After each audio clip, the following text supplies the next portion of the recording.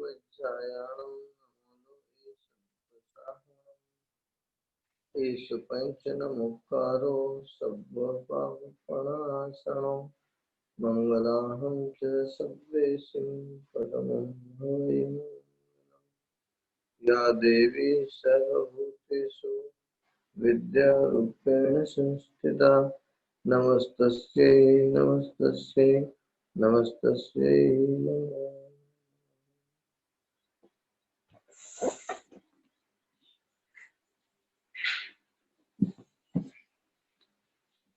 આપણે ઉપસમ સંયુક્તની વાત કરતા હતા. ઉપસમ સંયુક્ત કયો જીવ પ્રાપ્ત કરી શકે છે? તો કે સંગની પંચેન્દ્રિય જીવ પ્રાપ્ત કરે. કેવો હોવો જોઈએ? તો કે યથાપ્રવૃત્તકરણની પહેલા પણ વિશુદ્ધ પરિણામ વાળો હોવો જોઈએ અને શુભ લેશા વાળો હોવો જોઈએ, મન વચન કાયાના યોગ વાળો હોવો જોઈએ, જ્ઞાન ઉપયોગ વાળો હોવો જોઈએ, વગેરે વગેરેની બધી યોગ્યતાઓ હતી. ઉપદેશ ઉપસમને પ્રાયોગિક લબ્ધિ વાળો હોવો જોઈએ, પ્રત્યેક સમય અનંત અનંત ગુણ વધતા પરિણામ વાળો હોવો જોઈએ. ખ્યાલ આવે છે? અને આવો જીવ ઉપસમ સંયુક્ત 3 કરણ દ્વારા પ્રાપ્ત કરે: યથાપ્રવૃત્તકરણ, અપૂર્વકરણ અને અનિવૃત્તિકરણ. અને એમાં અપૂર્વકરણથી 4 વસ્તુની શરૂઆત થાય. કઈ 4 વસ્તુ? અપૂર્વ સ્થિતિબંધ, અપૂર્વ સ્થિતિઘાત, અપૂર્વ રસઘાત, અપૂર્વ ગુણ શ્રેણી. આ 4 વસ્તુ અપૂર્વ સ્થિતિબંધ એટલે કે નાનો નાનો સ્થિતિબંધ થાય. અપૂર્વ રસઘાત એટલે કે રસ અનંત ગુણહીન થાય. પછી સ્થિતિઘાત એટલે પાછળથી સ્થિતિનો ઘાત થાય, જે આગળ નાખે તે. અને ગુણ શ્રેણી એટલે દલિકોને આગળ અસંખ્ય ગુણના ક્રમથી ગોઠવે, તે અપૂર્વ ગુણ શ્રેણી. આ 4 વસ્તુ અપૂર્વકરણની અંદર પ્રવર્તે. ત્યાર પછી આત્મા ક્યાં જાય? અનિવૃત્તિકરણમાં જાય. અને અનિવૃત્તિકરણના સંખ્યાત બહુભાગ આ જ રીતે એના આગળ ચાલે. છેલ્લે જયારે એક સંખ્યાતનો ભાગ બાકી હોય ત્યારે શું કરે? તો કે એક સંખ્યાતનો ભાગ બાકી હોય ત્યારે અંતરકરણ કરવાની શરૂઆત કરે. અને એ અંતરકરણનો કાળ કેટલો છે? તો કે બરાબર એક અપૂર્વ સ્થિતિ ઘાત જેટલો, દરેક અપૂર્વ સ્થિતિબંધ જેટલો છે. એક સ્થિતિબંધ જેટલા સમયની અંદર રસઘાત કેટલા થાય? તો કે હજારો રસઘાત થાય. અને આ બાજુ અપૂર્વકરણ અને અંતરકરણનું કામ પણ પૂરું થઈ જાય અને આ બાજુ અપૂર્વ સ્થિતિઘાત પણ પૂરું થઈ જાય. અર્થાત કે બંનેનો સમય એક સરખો છે. હવે સ્થિતિ કેટલા ભાગમાં વિભાજિત થઈ ગઈ? તો કે 2 વિભાગમાં વિભાજિત. જે નીચેની સ્થિતિ છે એને પ્રથમ સ્થિતિ કહેવાય, ઉપરની સ્થિતિ છે તે દ્વિતીય સ્થિતિ કહેવાય. પ્રથમ સ્થિતિ માત્ર અંતર્મૂર્તની છે, જ્યારે દ્વિતીય સ્થિતિ કેટલી છે? તો કે અંતઃ પોટા પોટી સાગરભૂમિ છે. ખ્યાલ આવે છે? અને આ રીતે આત્મા જે પ્રથમ સ્થિતિ જે છે એને પણ ભોગવી દેશે. અને પ્રથમ સ્થિતિના અંતે શું થશે? તો કે સત્તામાં રહેલી જે સ્થિતિ છે એ સ્થિતિના એ આત્મા કેટલા વિભાગ કરશે? તો કે 3 વિભાગ કરશે. કયા 3 વિભાગ કરશે? સંયુક્ત મૌન્ય, મિશ્ર મૌન્ય અને મિથ્યાત્વ મૌન્ય. એટલે ભવચક્રમાં પહેલી વખત એ જીવ કેટલાની સત્તાવાળો થશે? તો કે 28ની સત્તાવાળો થશે. હવે આ 28ની સત્તાવાળો જે જીવ છે એ ઉપસમ સંયુક્તની અંદર 28ની સત્તાવાળો જ રહે. અને એમાં અંત સમયે જયારે 6 આવલિકા કાળ બાકી હોય ત્યારે કોઈક ભવ્ય જીવને કોનો ઉદય થઈ જાય છે? અનંતાનુબંધીનો ઉદય થઈ જાય છે. શું થાય છે? એટલે એને શાશ્વતન ગુણસ્થાનક કહેવાય છે. અને શાશ્વતન આવે, શાશ્વતન વાળાને નિશ્ચય મિથ્યાત્વનો ઉદય થાય એટલે મિથ્યાત્વ આવે. અને મિથ્યાત્વ અવસ્થામાં જો પલ્યોપમનો અસંખ્યાતનો ભાગ રહી જાય તો કેટલાની સત્તા કરે? સૌથી પહેલા સંયુક્ત મૌન્ય કાઢી નાખે. અને સંયુક્ત મૌન્ય નીકળી જાય એટલે કઈ સત્તા થાય એને? સંયુક્ત મૌન્ય નીકળી જાય એટલે આત્માને 27ની સત્તા થાય. સમજાય છે ને બધાને? સમજાય છે કે સંભળાય છે? સમજાય છે. ઓકે. હવે 27ની સત્તાવાળો જો ઉપર જાય તો ક્યાં સુધી જાય? માત્ર મિશ્ર ગુણસ્થાનકે. ક્યાં જાય? મિશ્ર ગુણસ્થાનકે. અને મિશ્ર ગુણસ્થાન થતો હોય ત્યાં તો એનો કાળ કેટલો છે અંતર્મૂર્ત, એટલે પાછો ક્યાં આવી જવાનો છે? મિથ્યાત્વ ગુણસ્થાનકમાં પાછો આવી જશે. અને ત્યાં એને હવે કેટલો ટાઈમ રોકાવવું પડશે? એક વખત 28 માંથી 27 થાય એટલે એને 26 કરવી ફરજિયાત છે. શું છે? 28 માંથી 27 જો થાય તો 26 ફરજિયાત છે. એટલે હવે જયારે એને બીજી વખત 26 થઈ જશે. હવે 26 વાળાને ઉપર જવું હોય તો શું કરવું પડે? પાછું મિથ્યાત્વના દલિકોને 3 વિભાગમાં વિભાજિત કરવા પડે. હવે 4 થી 7 ગુણસ્થાનકે રહેલો જીવ જે 28 ની સત્તા વાળો છે, એ માની લો કે અનંતાનુબંધી 4 કાઢે તો કઈ સત્તા વાળો થાય? 24 વાળો. એ 24 ની અંદર મિશ્ર મોહની છે સત્તામાં, એનો ઉદય થઈ જાય તેને કયું ગુણસ્થાનક આવે? તો કે ત્રીજું ગુણસ્થાનક આવે. અને 24 ની સત્તા વાળો જીવ પહેલા ગુણસ્થાનકે જો જાય તો પહેલે અનંતાનુબંધી ધ્રુવબંધી છે. કેવી છે? અનંતાનુબંધી પ્રકૃતિ ધ્રુવબંધી છે. ધ્રુવબંધી હોવાને કારણે શું થાય? એને અવશ્ય અનંતાનુબંધી 4 બંધાઈ જ જાય. એટલે 24 વાળો પહેલે આવે એટલે કઈ થઈ જાય? તો કે 28 ની સત્તા થઈ જાય. પણ કોઈક જીવો વિશુદ્ધ પરિણામ વાળા હોય તો 24 માંથી મિથ્યાત્વ કાઢે એટલે 23 થાય, એમાંથી મિશ્ર કાઢે એટલે 22 થાય. અને 22 ની સત્તા વાળો જો જીવ મરીને ક્યાંય જાય તો નરક ની અંદર 1 થી 3 નરકમાં જાય, કિરિંચ ગતિની અંદર જાય તો યુગલિક કિરિંચ ચતુષ્પદ થાય, મનુષ્ય ગતિની અંદર જાય તો યુગલિક મનુષ્ય થાય, દેવલોક ની અંદર જાય તો વૈમાનિક દેવ થાય. સમજાય છે? અને ત્યાર પછી 12 આવે, અને 12 જયારે આવે ત્યારે કોઈ કયા ભાવે મોક્ષે જાય? તો કોઈ ત્રીજા ભાવે, કોઈ ચોથા ભાવે, કોઈ બીજા ભાવે. ખ્યાલ આવે છે? અને 21 ની સત્તા વાળો જીવ જો મનુષ્ય જન્મની અંદર થઈ જતો હોય અને ત્યાં જો આયુષ્ય બંધાયું ન હોય તો અવશ્ય શું કરે? ત્યાં કને ત્યાં એ જીવ અવશ્ય સપક શ્રેણી માંડે. શું માંડે?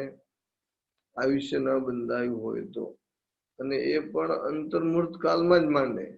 એવું ના બને કે ક્ષાયિક સમય પ્રાપ્ત થઈ ગયા પછી આત્મા અટકી જાય. હા, આયુષ્ય બંધાયું હોય તો અટકી જાય. અગર એને મૃત્યુ પામીને ક્યાંય જવાનું હોય તો અટકી જાય. પણ એને આયુષ્ય બંધાયું નથી તો એને મરવાનું નથી તો એ અવશ્ય શું કરે? સપક શ્રેણી માંડે. અને સપક શ્રેણીની અંદર ગઈકાલે ઘણું બધું તમને બતાવી દીધું હતું કે 8મા ની અંદર કોઈ ક્ષય કરતો નથી. 9માના પહેલા ભાગે પણ મોહનીય કર્મની કોઈ ક્ષય કરતો નથી.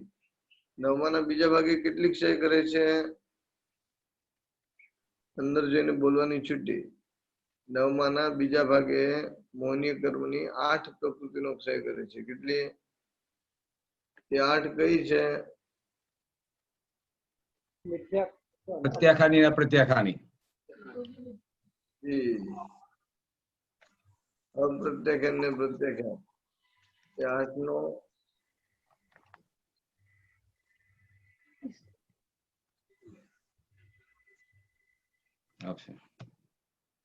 એક પાડું છું. એ જ ગોતું છું. આપણે કાલે સમજાવ્યું તને. આ છે રાઈટ. હા, આ છે. એટલે શું લખવું ના પડે એટલા માટે કાલે લખેલું છે આપણું. એટલે 8માના બીજા ભાગે શું કાઢે છે? 9માના બીજા ભાગે. 9માના બરાબર છે. 9માના બીજા ભાગે 8 પ્રકૃતિ કાઢે, અપ્રત્યાખ્યાન ને પ્રત્યાખ્યાન ચતુષ્ક. 9માના ત્રીજા ભાગે શું કાઢે છે? 9માના ચોથા ભાગે શું કાઢે છે? શું કાઢે છે? કાઢે છે પુરુષ વેદ. શું કાઢે છે? સંજલન ક્રોધ. 9માના 8 છે સંજલન માન. 9મા ભાગે શું કાઢે છે? સંજલન માયા. અને 10મા ગુણસ્થાનકે શું કાઢે છે? બરાબર છે, બરાબર છે એકદમ. તો ખ્યાલ આવી ગયો? હાજી બોલો બોલો.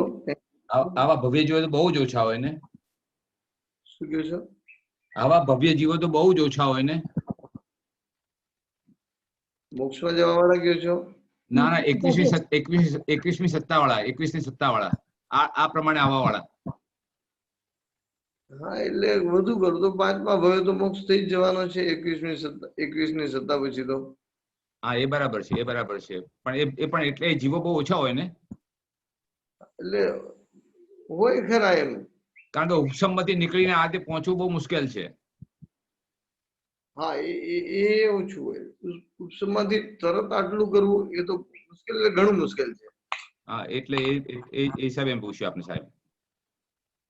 પણ આપણે એ સમજવાનું કે 28 માંથી જે 24 કરી અને 24 માંથી જે 21 કરી ને એ કાલાંતરે સમજવાની છે. શું સમજવાની છે? હાજી હાજી. તરત જ કરવા વાળું તો ભાગ્યે જ નીકળે, કારણ કે ક્યાં ઉપસમ ની વિશુદ્ધિ ને ક્યાં સબક ની વિશુદ્ધિ. સમજાય છે ને? બરાબર સાહેબ, બરાબર. એટલે બે વિશુદ્ધિ વચ્ચે ઘણો તફાવત પડી જાય. હવે આ જયારે કરતો હોય આત્મા, ત્યારે આપણે ખ્યાલ છે વારંવાર પેલા શબ્દો આવતા હોય છે કે જીવે શું કર્યું? તો કે ઉદ્વર્તન કર્યું, અપવર્તન કર્યું. એવા શબ્દો ક્યાંય આવતા હતા આપણે? સ્થિતિને ઘટાવી દીધો, રસને ઘટાવી દીધો. આવા શબ્દો આપણને વારંવાર સાંભળવા મળતા હોય છે. શું થતું હોય છે? તો આપણે થોડું ઉદ્વર્તન અપવર્તન પણ સમજી લઈએ કે ઉદ્વર્તન અપવર્તન શું છે.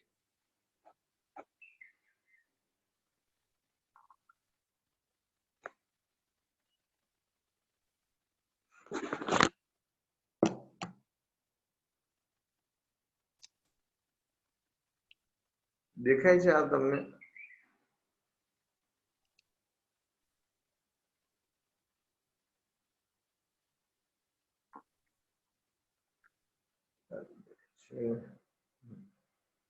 દેખો, કોઈ પણ પ્રવૃત્તિ થતી હોય, પછી બંધનું કાર્ય થતું હોય, ઉદયનું થતું હોય, ઉદ્રીણાનું થતું હોય, સંક્રમ વગેરે થતું હોય, કાંઈ પણ થતું હોય, પણ એ બધાની અંદર આપણને શું જોઈએ છે? એ બધાની અંદર આત્મિક વીર્યનો વ્યાપાર જોઈએ. શું જોઈએ? એટલે કે પ્રવૃત્ત વીર્ય જોઈએ. કેવું વીર્ય જોઈએ? અને પ્રવૃત્ત વીર્ય જે હોય એ વીર્ય વડે કરીને 8 પ્રકારના કર્મ થાય.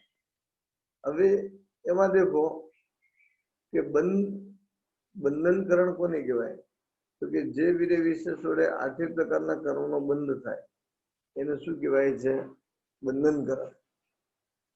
અર્થાત કે કર્મબંધ કરવાની અંદર આત્માનું જે પ્રવૃત્ત વીર્ય વપરાતું હોય અને એ વીર્ય વડે આત્માની અંદર નવા આવતા જે કર્મ દલિકો છે એ કર્મ દલિકોનું એકમેક થવું, એનું નામ બંધન. ખ્યાલ આવે છે બંધનકરણ કોને કહેવાય?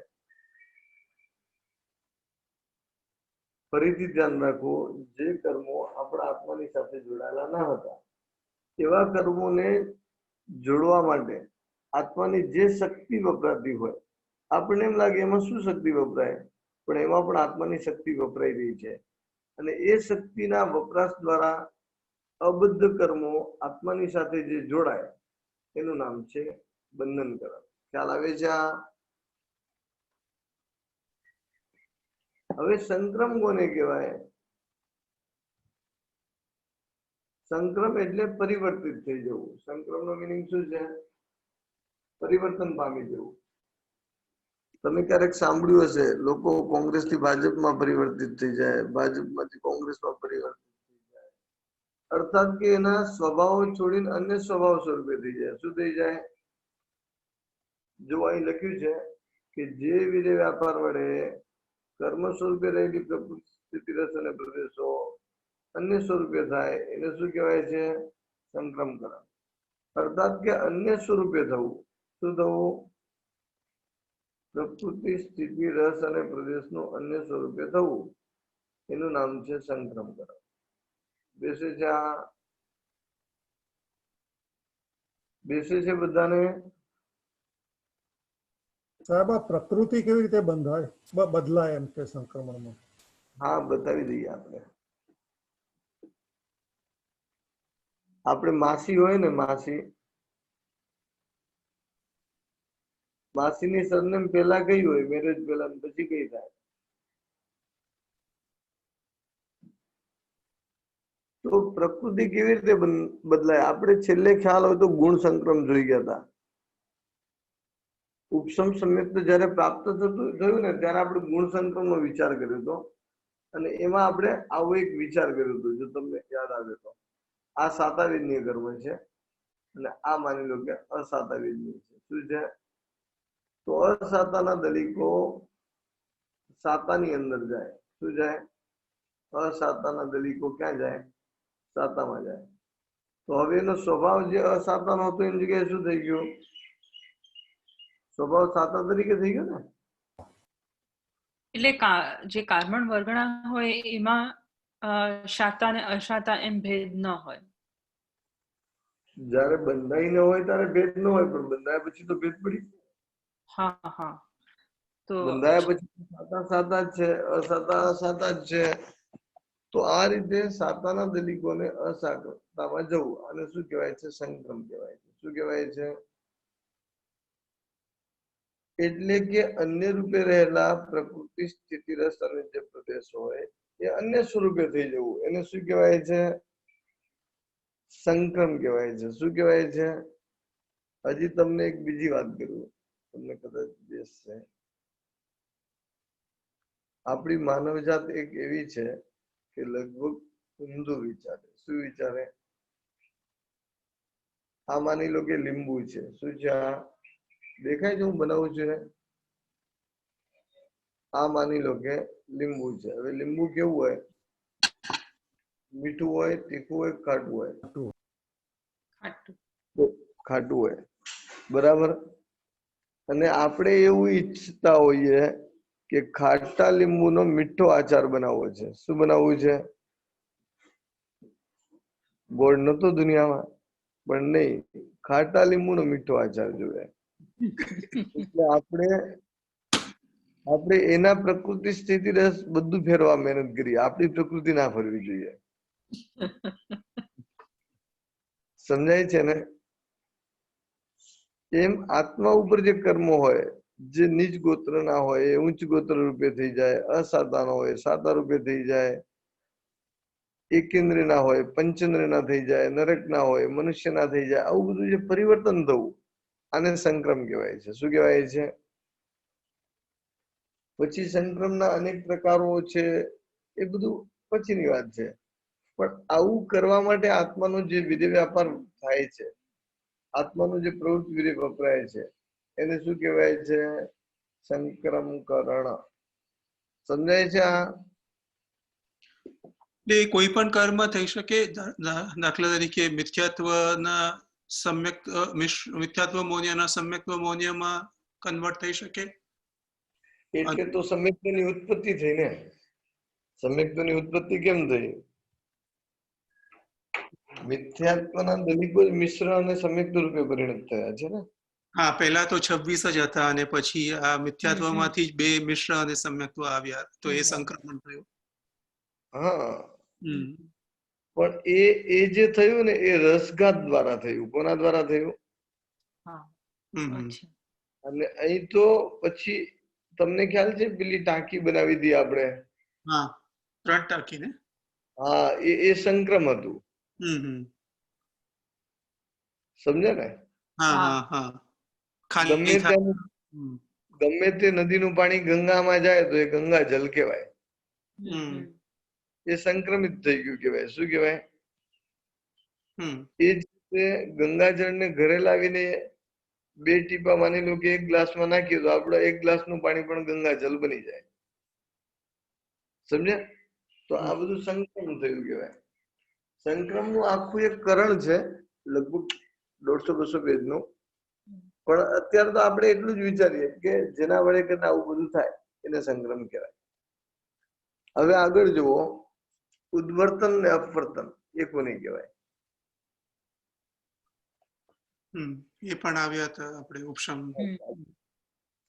આપણે એ શબ્દોને સમજી લઈએ તો જે પ્રયત્ન વડે સુસ્થિતિ અને રસ વૃદ્ધિ પામે તો ઉદ્વર્તન કહેવાય. શું કહેવાય? ફરી ધ્યાન રાખો. એટલે એ જાય છે સ્થિતિ જ્યારે પણ લંબાય ત્યારે રસ પણ લંબાય. લંબાઈ બરાબર છે. હમ સ્થિતિ અને રસ વધે તો ઉદ્વર્તન ને ઘટે તો અપવર્તન. હમ સ્થિતિ અને રસ વધે તો ઉદ્વર્તન, ઘટે તો અપવર્તન. હવે એ બંનેને ભેગું કરો ને એટલે સંક્રમ કહેવાય. એટલે ટોટલ 4 વસ્તુ થઈ ગઈ. શું બરાબર. થઈ ગઈ? કેટલી વસ્તુ થઈ? સ્થિતિ, રસ, પ્રકૃતિ અને સ્વભાવ. આ 4 ભેગું થાય તો સંક્રમ કહેવાય. અને બે હોય તો શું કહેવાય? તો ઉદ્વર્તન કે અપવર્તન કહેવાય. શું કહેવાય? જો કોઈ પણ વ્યક્તિની જે ટોટલ સંપત્તિ ના 4 વિભાગ થાય, સ્થાવર, જંગમ, કેશ, એ રીતે. હવે એ ચારેને ભેગું કરો તો સંપત્તિ શબ્દ વપરાય. એમ ઉદ્વર્તન અપવર્તન બધું ભેગું કરો અને એની સાથે પ્રકૃતિ અને સ્થિતિ પણ ઉમેરી દો.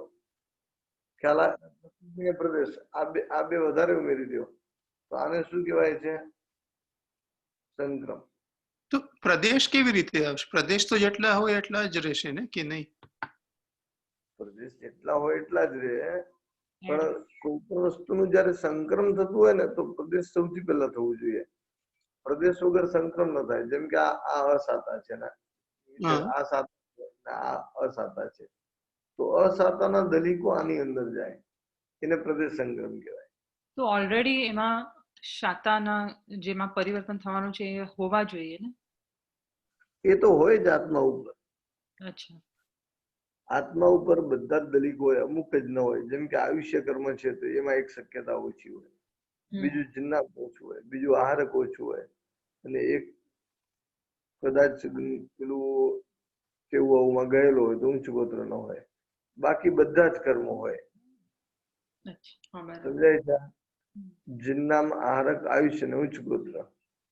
ફરીથી જિન્નામ, આહારક જે આપણે પેલે અબંધ કરતા હતા તે, અને આયુષ્ય ને ઉચ્ચ ગોત્ર.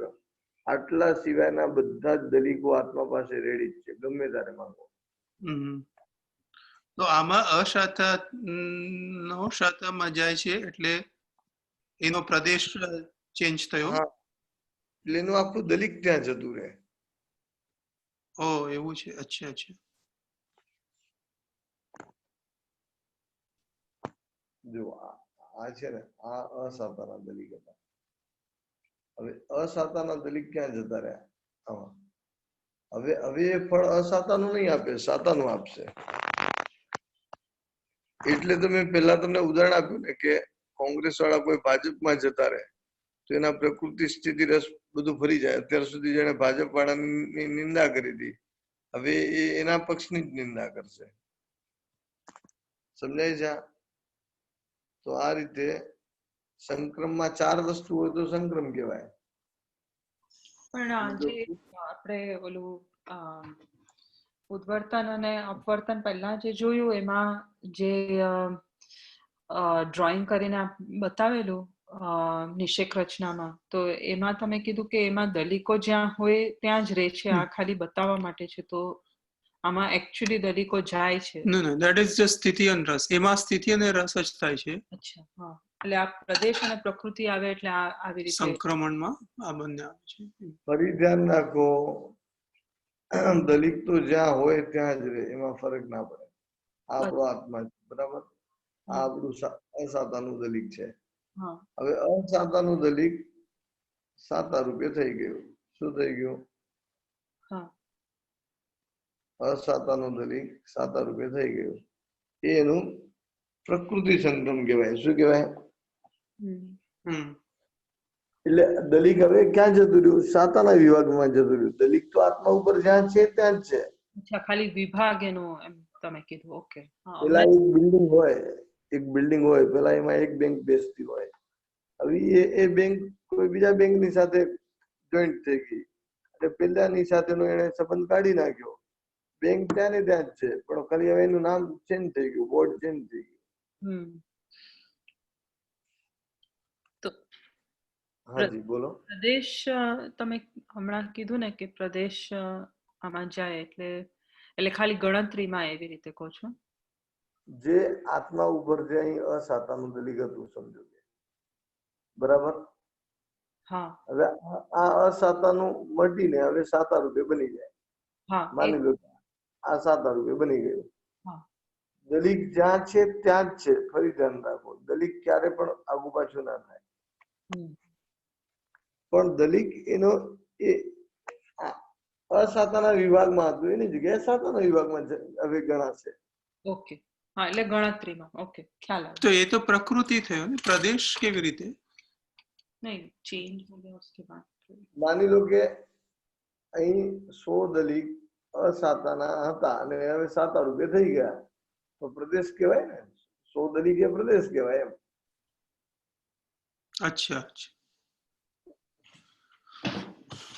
અચ્છા અચ્છા, હા બરાબર.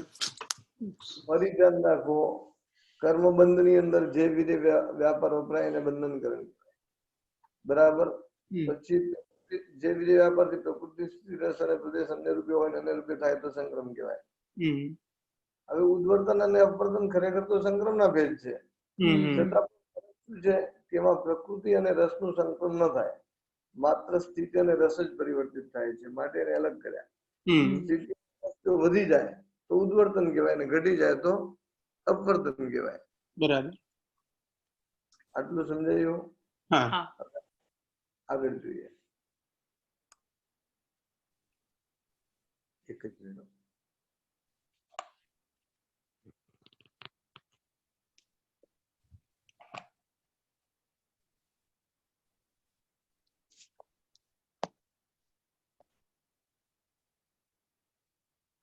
અપવર્તન સુધી ખ્યાલ આવી ગયો ને? હવે ઉદરીના તો તમને ખબર છે, આપણે ઘણી બધી જગ્યાએ ઉદરીના કરેલી. હા. ઉદય અપ્રાપ્ત દલિકોને એને ઉદય આવલિકામાં લાવી દેવા, એને શું કહે છે? ઉદરીના કહેવાય છે. બરાબર? જે કર્મ દલિકો ઉદયના અપ્રાપ્ત હતા, એટલે કે પ્રાપ્ત થયેલા ન હતા, એવા કર્મ દલિકોને સન્મુખ કરીને ઉદયમાં લાવી દેવા, એને કહેવાય છે ઉદરીના. બરાબર? અને એના પછી આવે છે ઉપસુમ્નાકરણ, જે આપણે અત્યારે ભણી ગયા. તમને ખ્યાલ છે વચ્ચેથી આપણે સ્થિતિના 2 ટુકડા કરી દીધા હતા. શું કર્યા હતા? આપણે 2 ટુકડા કરણ કર્યા હતા. સ્થિતિના 2 ટુકડા ડાયરેક્ટ નથી થઈ જતા, 3 કરણ કરવા પડ્યા હતા. તો એનું પ્રવૃત્તિ વિધે ક્યાંથી શરૂ થઈ ગયું હતું? યથાપ્રવૃત્તિ કરણથી સ્ટાર્ટ થઈ ગયું. અને એમ કરતા કરતા કરતા સ્થિતિ 2 વિભાગમાં આવી ગઈ. સ્થિતિના 2 વિભાગ થાય એટલે શું? એ ભાગમાં કોઈ દલિક નથી. અને ઉપસમ શું થઈ જાય? તો કે આત્માની અંદર ઉદય પણ ન થાય, ઉદ્રીના પણ ન થાય, નિદ્દત પણ ન થાય અને નિકાચના પણ ન થાય. ઉદય, ઉદ્રીના, નિદ્દત અને નિકાચનાને જે વિધે વ્યાપાર વડે કરીને કરાય છે. ખ્યાલ આવે? જે વિધે વ્યાપાર વડે કર્મદલિકોને ઉદય, ઉદ્રીના, નિદ્દતિ અને નિકાચના આ ચારેને અયોગ્ય કરાય. એટલે કે ઉદયમાં પણ એ દલિક ના આવે એવું કરી દેવાનું, ઉદ્રીણામાં પણ ના આવે એવું કરી દેવાનું, અને નિદ્દત અને નિકાચના પણ ન થાય એવું જે કરી દેવું, એને શું કહેવાય છે? એને ઉપસુમ્ના કહેવાય છે. અર્થાત કે કોઈ વ્યક્તિ દલિકનો ઉદય ના થવો એટલે શું? એને એટલી હદે દબાવી દેવું કે જે બેઠું જ ના થઈ શકે, ઉદયમાં જ ના આવી શકે, અગર એને ઉદયના જ ના થઈ શકે. તમે વિચાર કરો કે અંતરકરણમાં આત્મા જયારે પ્રવેશે ત્યારે એની પાસે વિશુદ્ધિ તો પુષ્કળ પ્રમાણમાં છે, છતાં પણ પાછળનું દલિક જે છે એને ઉદરીણા નથી થતી. ઉદરીણા ન થવાનું કારણ શું? તો કે આ બધા ઉપર આ ઉપસમના કરણ લાગી ગયું છે. જે દ્વિતીય સ્થિતિના જે દલિકો હોય એ દ્વિતીય સ્થિતિના દલિકો ઉપર ઉપસમના કરણની એટલી બધી અસર હોય કે એમાંનું એક પણ દલિક ઉદરીણા ન પામી શકે. ખ્યાલ આવે છે? હા, એટલે વચમાં ગેપ છે એટલે જમ્પ નહીં કરી શકે એવી રીતે હું સમજુ. ગેપ છે એ મહત્વનો નથી. એ ગેપ જયારે આપણે કરતા હતા ને એ વખતે તે સ્થિતિની અંદર એક પ્રક્રિયા શરૂ હતી, અને એ પ્રક્રિયા એ હતી કે આપણે અંતર્ગણ તો કરી દીધું, માની લો કે આપણે જગ્યા સાફ કરી નાખી, હા પણ પવન આવે તો પાછો બીજો કચરો અંદર આવી શકે કે ના આવી શકે? હા હા. સાફ કરેલી જગ્યામાં પણ જો પવન લાગી જાય તો બીજો હા, કચરો આવી જાય. હમ, પણ આપણે એવી જ વ્યવસ્થા કરી હોય કે જે જગ્યા સાફ કરી છે હમ. એની આગળ પાછળની ચારે જગ્યા ઉપર પાણી છાંટી દીધું હોય તો હવે પવન લાગે તો કચરો અંદર આવે? કારણ કે પાણીને કારણે એ કચરો દબાઈ ગયેલો છે. એ સ્થિતિનો જે કચરો છે ને એ દબાયેલો છે. આ ઉપસમ. એ સ્થિતિનો કચરો એટલે એમ કહો છો કે દ્વિતીય સ્થિતિનો જે કચરો છે એ દબાયો છે એટલે એ હવે આગળ આવશે નહીં. હા, એટલે જ્યારે આત્મા આપણે અનિવૃત્તિકરણ ચાલુ હતું ત્યારે એના દલિકો ઉપર આ ઉપસમનાનું પાણી નાખવામાં આવ્યું. એટલે આ ઉપસમનાના માધ્યમથી આ બધાને દબાવી દીધા હતા. શું કર્યા હતા? તમે કલ્પના કરો કે કાગળ હોય ને એને હવાનો ઝપાટો લાગે તો કાગળ ઉડવા લાગે કે ના ઉડે? હવે કાગળ ઉપર માની લો કે કોઈ પેપર વેટ મૂકી દીધું હોય તો કાગળ ઉડે નહીં. તો આની નીચે તમે જુઓ, નીચે કયા દલિક હતા? લાલ કલરના. ઉપર આપણે બ્લુ કલરનું ઉપસમના મૂકી દીધું તો એને કારણે એ દલિક હવે ઉડી નહીં શકે, એની ઉતરીણા નહીં થઈ શકે. આ દલિક હું કાઢું છું, તમને નીચેથી લાલ દેખાશે. દેખાયું લાલ? બધા નીકળવા લાગ્યા તો લાલ બી આ પણ માની લો કે નીચે દલિક હતા અને ઉપર આપણે પાણી લગાવી દીધું તો એને કારણે શું થાય કે આગળનું જે દલિક હોય એ હવે ઉડે નહીં. ઉપસમના એક જ મિનિટ, હમણાં તમને એ દેખાશે.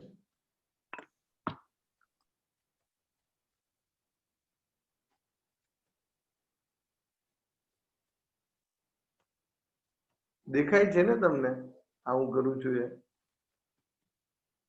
હવે જો માની લો કે હું આ એક કાઢું છું, દેખાય છે? ભૂલો છે. આમાં કેવું છે, આપણે કહીએ એમ ટેકનોલોજી કામ કરવું જોઈએ. ટેકનોલોજી આપણે કામ કરીએ તો કામ થોડું થાય. ના પણ આપ એક્સપર્ટ છો આ ટેકનોલોજીમાં. અરે સાહેબ, હું તો અંગૂઠા છાપ છું, તમને કેમ મારી હોય? આ દેખ્યા હવે નીચે ખુલ્લા થઈ ગયા. એના પેલા આના ઉપર ઉપસમના લાગી ગયું હતું. જો ફરી એકવાર જોઈ લો. આ ઉપસમનાને કારણે લાલ કલરના દલિકો બધા દબાઈ ગયા. શું થયું? આ લાલ કલરના દલિકો બધા દબાઈ ગયા. હવે આપણે પાછું ઉપસમનાનો કાળ પૂરો થશે એટલે શું થશે? એ લાલ કલરના દલિક ખુલવા લાગશે. દેખો તો ઉપસમનાની અસર અંતર્મુક્ત જ રહે. કેટલી રહે? દેખાય છે? ખુલે છે? હા.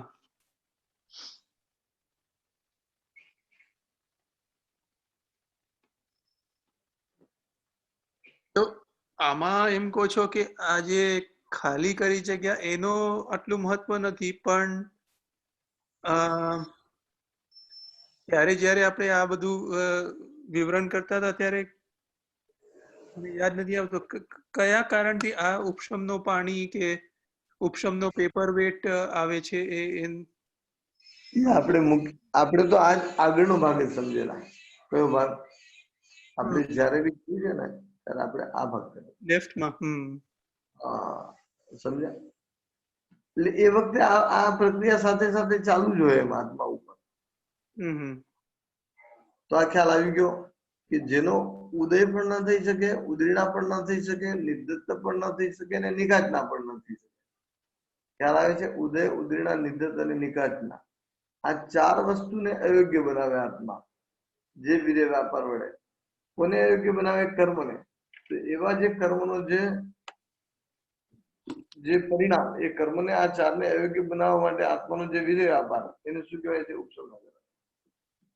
એટલે ત્યાં મેન એ હતું કે મિથ્યાત્વના જે દલિકો છે એને આગળ આવવા નહીં દે એટલે એ ઉદયમાં નહીં આવે. બંને જ જરૂરી છે. અંતરકરણ કરવું પણ જરૂરી છે અને અંતરકરણ કરતી વખતે ઉદ્રીણા ન થઈ જાય એની ધ્યાન રાખવી પણ જરૂરી છે. બંને જરૂરી. હમ. ખાલી અંતરકરણ થાય ને ઉદ્રીણાનો ખ્યાલ ન રાખે તો પાછી ઉદ્રીણા શું કરે? જગ્યા પૂરી.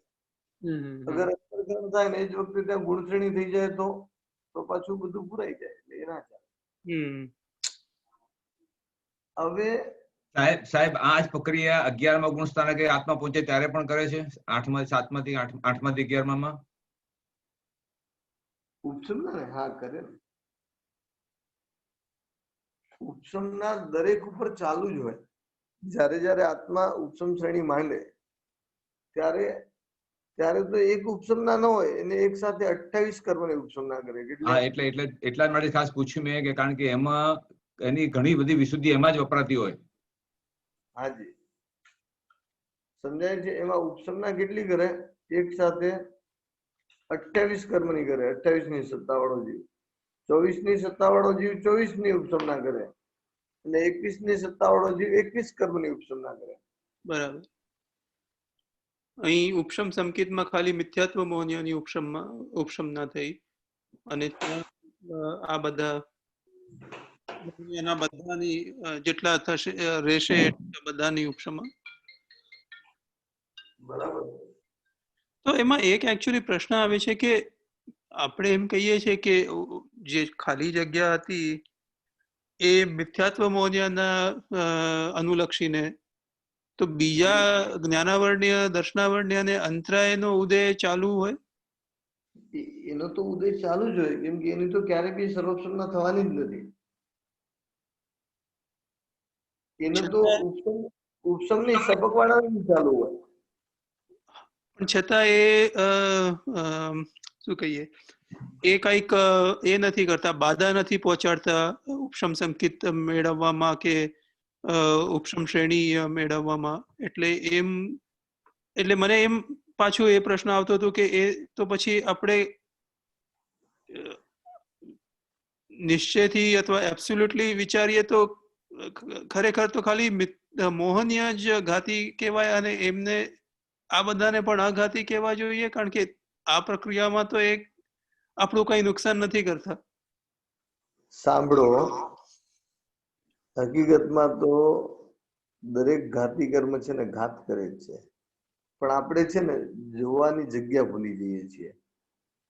દેખો, મોહનીય કર્મ છે ને બે જગ્યાએ ઘાત કરે. એક સમ્યક્ત અને બીજું ચારિત્ર. ક્યાં ઘાત કરે?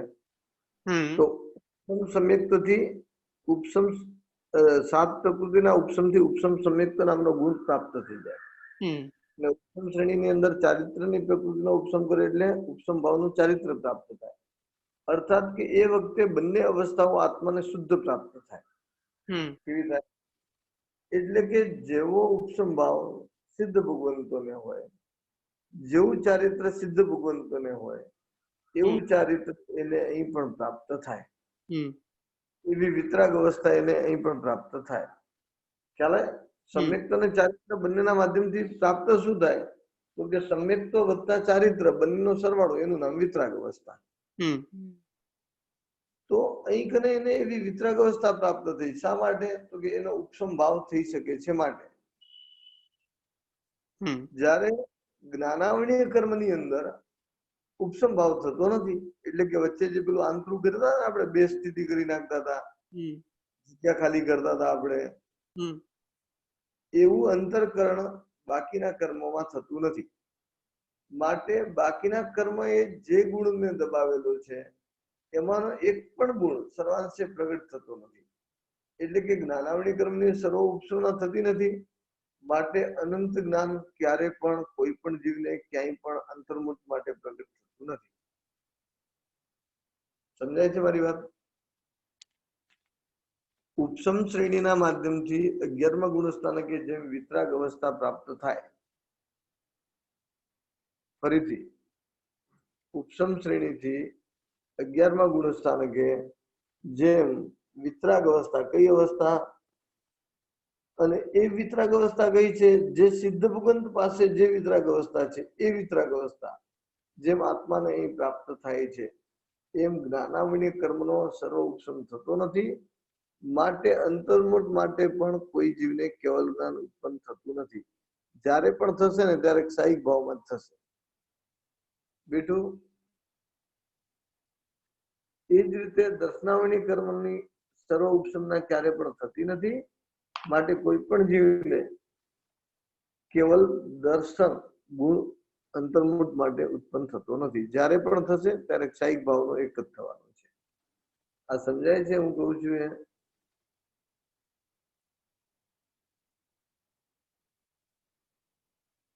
સમજાય છે? ઉપશમ ભાવ, હાજી, એ તો બધું 13મા ગુણ સ્થાનકે જ પ્રાપ્ત થાય. અર્થાત કે ઉપશમ ભાવના એક પણ ગુણો પ્રગટ થતા નથી મોહનીય કર્મ સિવાય. એટલે મોહનીય કર્મમાં જ એક આપણને છે કે કમસે કમ સંસારની અંદર રહીને પણ એક સિદ્ધ ભૂપંત જેવી વિતરાગ અવસ્થા અંતર્મુખ માટે પ્રાપ્ત થાય છે. અને બાકીના કર્મમાં અંતરું પડતું નથી, અંતર્કરણ થતું નથી, ઉપસંજ્ઞા થતી નથી, માટે સર્વાંશે તે ગુણ પ્રાપ્ત થતો નથી. સમજ્યા? અર્થાત કે એ કર્મો પોતાના એટલે કે આત્માના ગુણને સતત દબાવે છે. જ્યારે કમસે કમ મોહની અંતર્મુખ માટે તો એટલું છોડી દે છે. ચાલો બે વચ્ચે બરાબર. હવે આગળ જુઓ.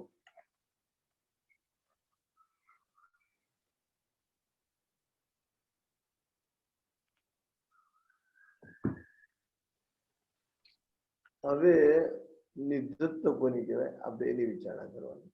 કોની વિચારણા કરવી છે? જે વિધેય વિશેષથી કર્મ દલિકોને કેવા બનાવે? ઉદ્વર્તન અને અપવર્તન સિવાય કોઈ જ કરણ ન લાગે આવા કર્મને બનાવી દે. એનું શું કહેવાય છે? નિધત્વ કહેવાય. શું કહેવાય? ફરીથી ધ્યાન રાખો. જે પ્રયત્નથી કર્મ દલિકોને ઉદ્વર્તન અને અપવર્તન બે જ થઈ શકે સિવાય કશું જ ન થઈ શકે આવી સ્થિતિમાં જે ગોઠવવા, આવી સ્થિતિ વાળા બનાવવા, એને શું કહેવાય છે? નિધત્ત નામનું કરણ કહેવાય. શું કહેવાય? એટલે સ્થિતિને રસ વધારી શકે અથવા ઘટાડી શકે, પણ એ સિવાય એટલે બીજું ઉદ્વર્તન ને અપવર્તન બે થઈ શકે, બાકી એનો ઉદય ન થાય, એની ઉદરીણા ન થાય, એનું સંક્રમ ન થાય. આવી સ્થિતિને યોગ્ય બનાવી દેવા એને કહેવાય છે નિધત્ત કરણ. ખ્યાલ આવે છે? અને કર્મને એવી સ્થિતિમાં મૂકવા કે જેને ભોગવવું જ પડે.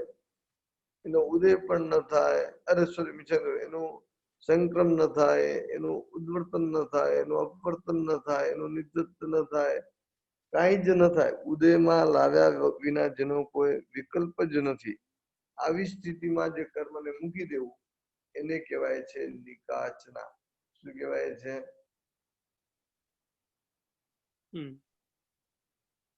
જો જો ખ્યાલ આવ્યો? કાંઈ જ ન પ્રવર્તે, માત્ર શું થાય? નિકાચ ના થઈ શકે. શું થઈ શકે?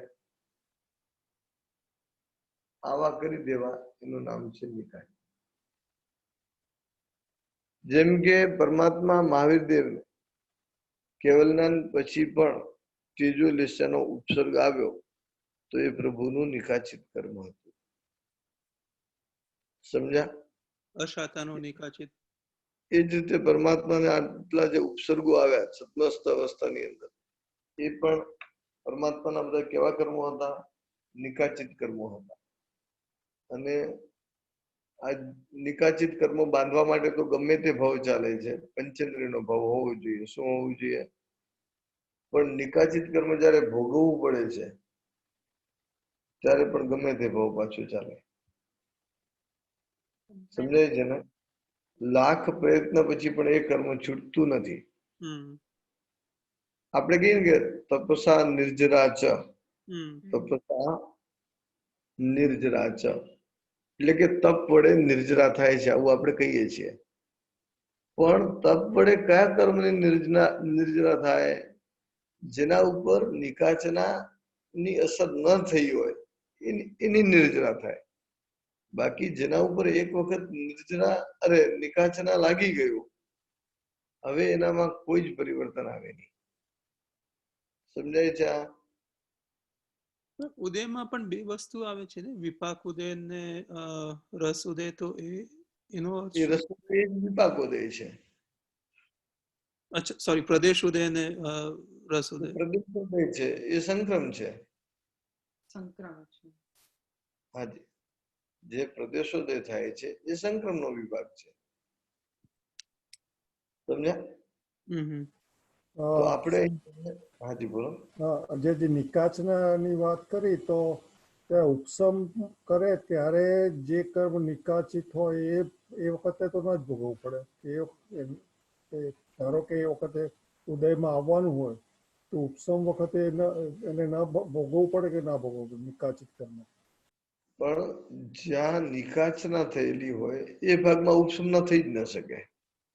માની લો કે મિથ્યાત્વ નિકાચિત હોય તો પછી એ અંતરકરણમાં ના આવી શકે. એટલે એની બે સ્થિતિ ના થાય. સમજાય છે? ખ્યાલ આવી ગયો, બરાબર છે. એને નિકાચના, બીજી સ્થિતિમાં રાખવું પડે એને. હા, એટલે નિકાચિત કર્મ હોય તો પછી આ વસ્તુ પણ નહીં કરી શકે. દરેક દ્વિતીય સ્થિતિમાં રહેલું હોય તો થાય. ખ્યાલ આવે છે? મિથ્યાત્વ નિકાચિત હોય તો પછી એ જીવ ઉપશમ કરી જ ન શકે ક્યારે? ના, તો ના કરી શકે. મિથ્યાત્વ અનિકાચિત કક્ષાનું હોય ને તો જ એને સમ્યક્ત્વની પ્રાપ્તિ થાય. નિકાચિત મિથ્યાત્વ હોય તો તેને ભોગવવું જ પડે. અને જ્યાં મિથ્યાત્વને ભોગવવા જાય તો સમ્યક્ત્વ તો એને વિરોધી છે. શુદ્ધ ને વદપક્ષ જેવું, અગર દિવસ રાત જેવું. દિવસ હોય તો રાત ન હોય, રાત હોય તો દિવસ નહીં. પણ આગળની સ્થિતિમાં નિકાચિત હોઈ શકે ને, પાછળ. એટલે અત્યારે જે અત્યારના સમયમાં યથા પ્રવૃત્તિને એ બધું કરવું હોય ત્યાં સુધી જો નિકાચિત નહીં હોય તો ચાલે ને, કે નહીં? એટલે દ્વિતીય સ્થિતિમાં પડ્યું હોય ને તો વાંધો નહીં. પ્રથમ સ્થિતિમાં હોય તો એ વાંધો નહીં, દ્વિતીય સ્થિતિમાં હોય તો એ વાંધો નહીં. પણ જો અંતરકરણના ભાગમાં આવી જાય તો તકલીફ થાય. ગુણ શ્રેણીમાં ના આવવું જોઈએ.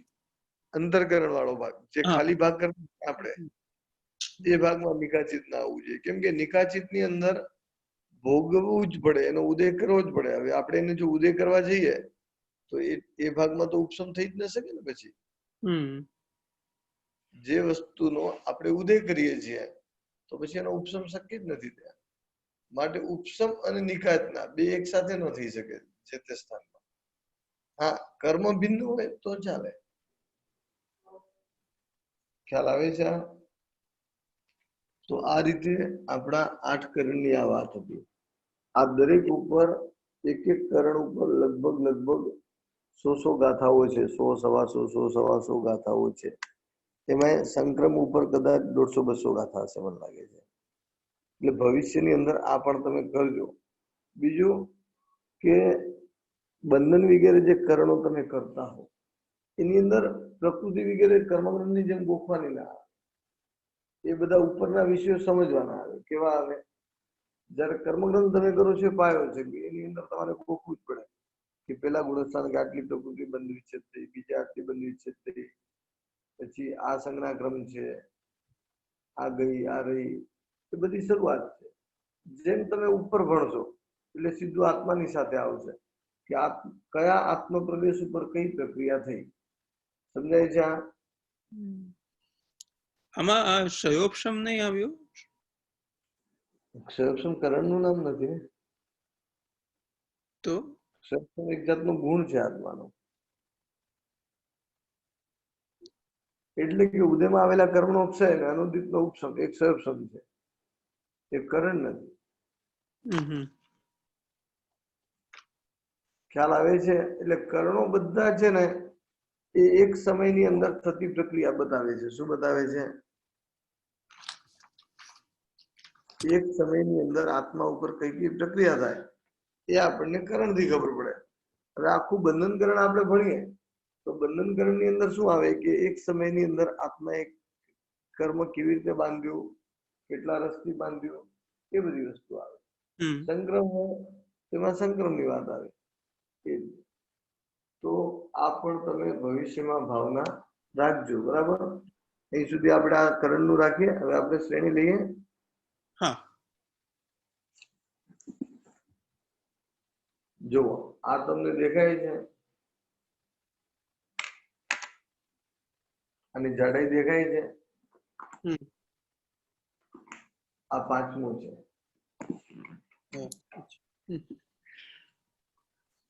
આ બે છઠ્ઠા છે.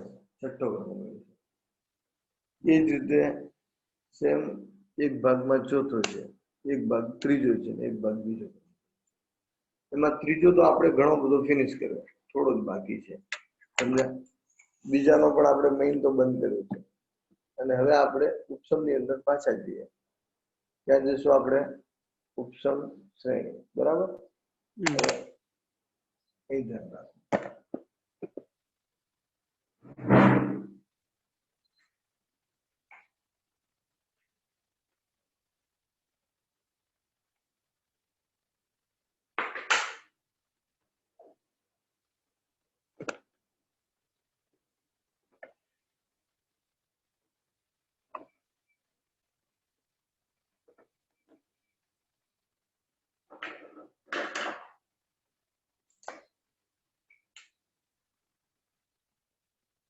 હવે જુઓ,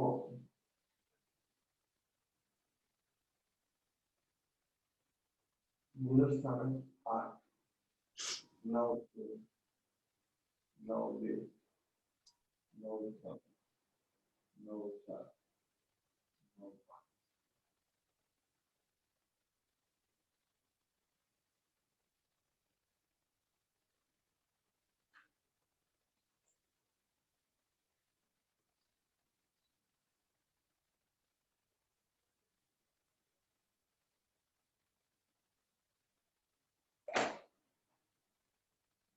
હવે મોલની ક્રમની કોઈ પ્રભુત્વ અહીં ઓપ્શન નથી. અહીં માત્ર એક જ નપુંસક વેદનો ઓપ્શન છે. બોલો કાંઈ? અવાજ થોડું ધીમું આવે છે. અહીં માત્ર નપુંસક વેદનો જ ઉપસમ થાય. કોનો ઉપસમ થાય? નવમાના બરાબર. આઠમાના, નવમાના ત્રીજા ભાગે. નવમાના ચોથા ભાગે સ્ત્રી વેદનો ઉપસમ થાય. શું થાય? પછી નવમાના પાંચમા ભાગે હાસ્ય શક્તિનો ઉપસમ થાય. શું થાય?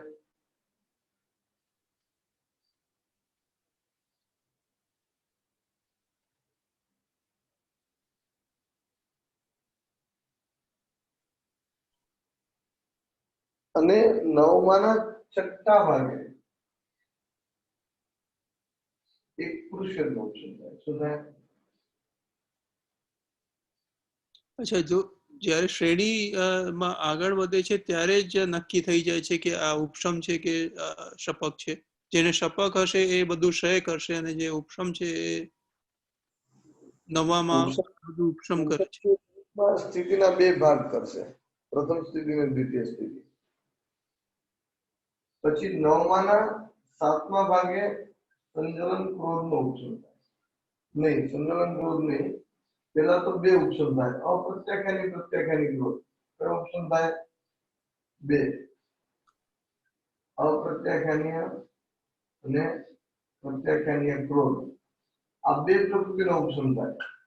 અને જેવી આ બે પ્રકૃતિનો ઉપસમ થઈ જાય કે તરત જ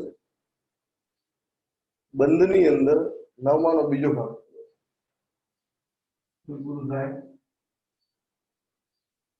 નવમા પુરુષાર્થનો બીજો ભાગ સમજાય છે? જેવો પુરુષ વેદનો ઉપસમ થાય એટલે નવમાનો પહેલો ભાગ પૂરો થઈ જાય. એટલે અહીં સુધી નવમાનો પહેલો ભાગ હતો. ખ્યાલ છે ને? બંધની અંદર નવમા ગુણસ્થાનકના 5 ભાગ હતા. અચ્છા. એમાંથી પેલા ભાગની અંદર આટલી પ્રક્રિયા થાય. હવે નવમાના બીજા ભાગની અંદર શું થાય? અપ્રત્યાખ્યાન અને પ્રત્યાખ્યાન ક્રોધનો ઉપસમ થઈ જાય. એટલે નવમાનો બીજો ભાગ પૂરો થાય. પણ નવમાના બીજા ભાગે ખ્યાલ હોય તો સંજલન ક્રોધ બાંધેલું હતું. એ બાંધેલું જે સંજલન ક્રોધ હતું, સત્તાગત તો મોટો ભાગનું ઉપસમી ગયું છે. પણ બાંધેલું જે હોય એ 9 ના 8મા ભાગે ઉપસમ છે. તો આ ક્યારે ઉપસમ છે? સંકલન ક્રોધ. પણ સંકલન ક્રોધ ક્યારે ઉપસમ છે? આ એક આવલિકા, આ બીજી આવલિકા. કેટલી આવલિકા થઈ? આ પહેલી આવલિકા ને આ બીજી આવલિકા. તો જેવું 9નો બીજો ભાગ પૂરો થઈ ગયો કે ત્યાર પછી સમયની 2 આવલિકા સંકલન ક્રોધ ઉપસમી જશે.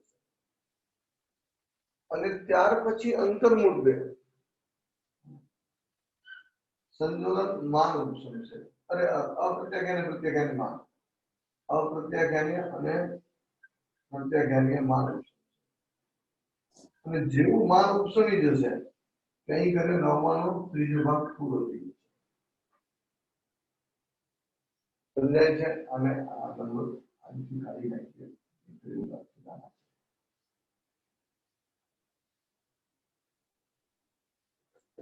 બેસે જ્યાં એટલે સંજોલન હજુ રહેશે પછીના એમાં. હવે 9નો ત્રીજો ભાગ પૂરો થઈ ગયો પણ એને સંજોલન માન જે છેલ્લે બાંધ્યું હતું તમે બાંધેલું જે સંજોલન માન છે એ નંબર કઈ કરવો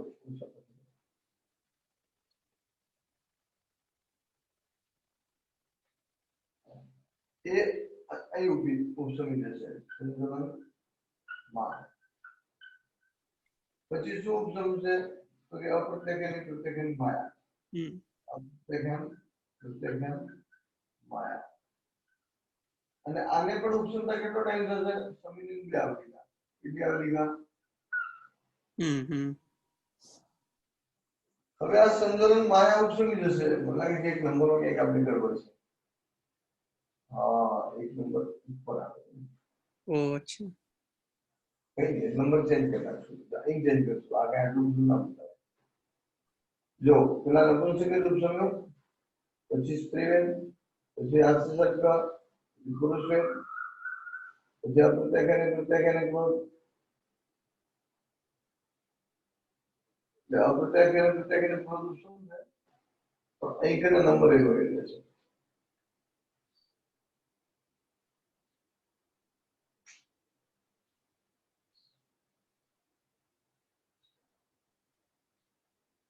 No,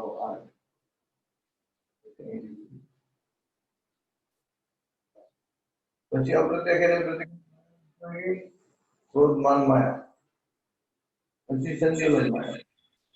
તો એ નંબર એક ઓછો પડે છે.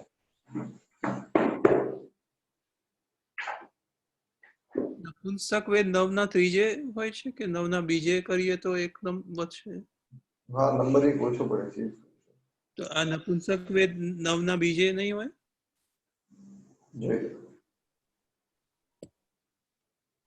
સાહેબ 9ના બીજાથી શરૂ થાય છે. 9 2 થી શરૂ થાય છે.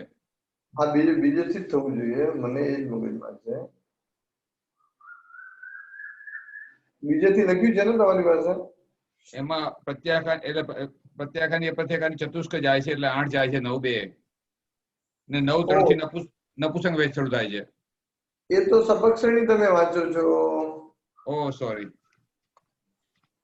આપણે ઉપસમ શ્રેણી કરવાની છે.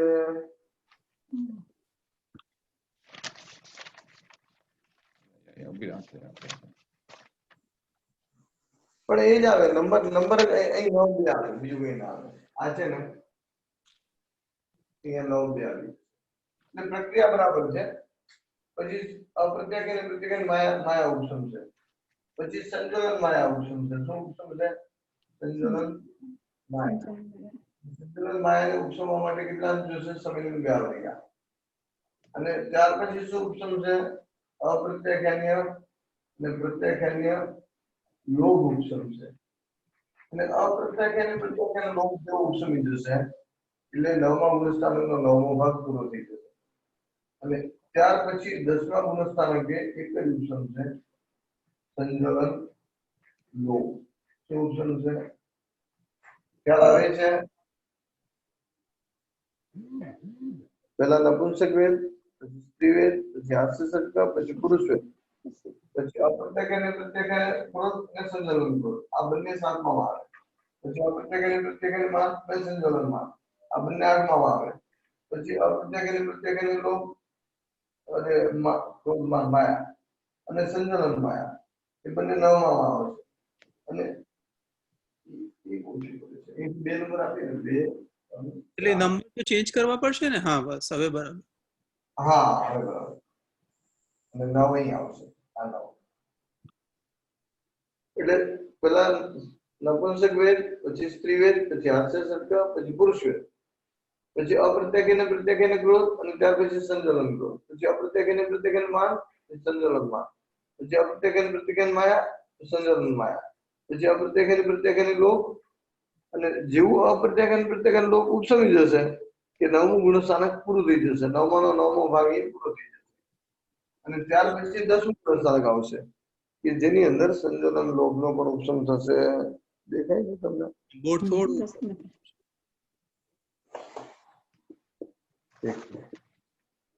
હા, બસ હવે તો 9માના 8મા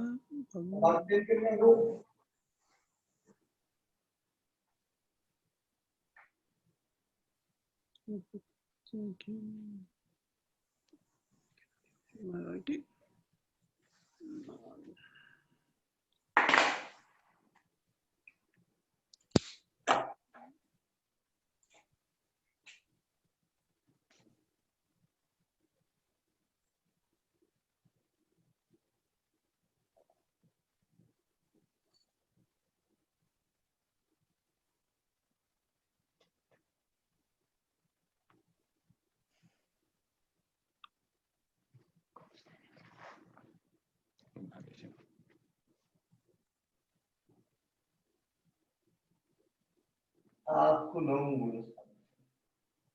આગળ ગુણ સ્થાનક છે 9. અને આ છેલ્લે જે બધું ને આ 10મું. ખ્યાલ આવ્યો? લઈ ગયો સ્ક્રીનશોટ લઈ ગયો.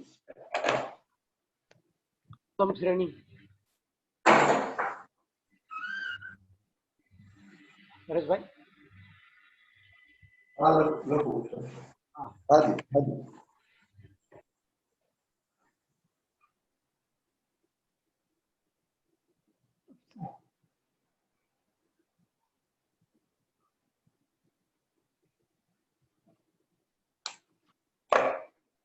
ઉભા ઉપસમ શ્રેણી નથી વંચાતું ને તમને?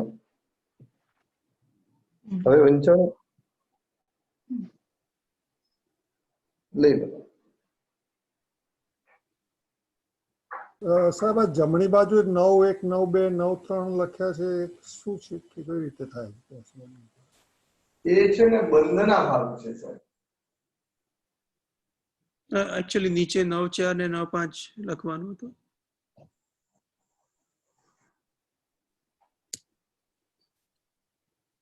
હકીકતમાં કેવું છે, બંધના ભાગ અને ઉપસુમના ભાગમાં થોડો તફાવત આવે છે. અહીં છે ને અહીં સુધી નવરેખ આવશે.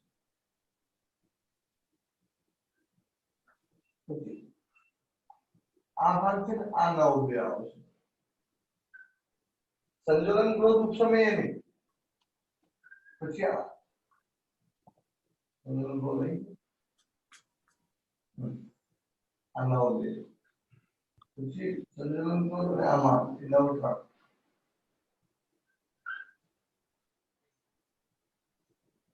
માનને ભાઈ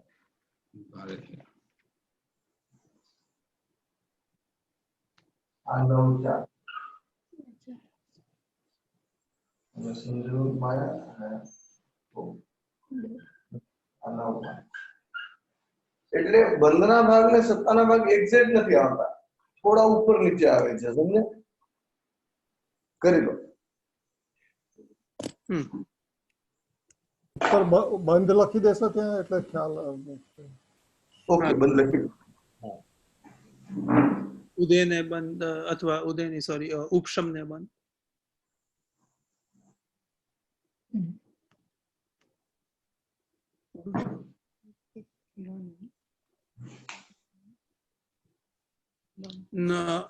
હાસ્ય ષટક 9-1 સુધી છે કે પુરુષ વેદ 9-1 સુધી છે?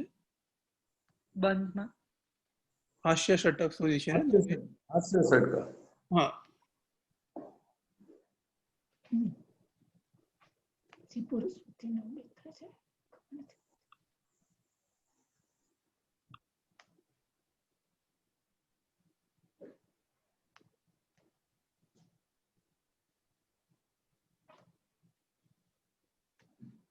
થઈ ગયું આ?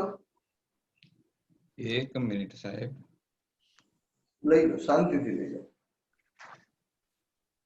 હમણાં એ તમારું શોર્ટ તો લેવાઈ ગયું. એ લખે છે ઓકે, લખી લો.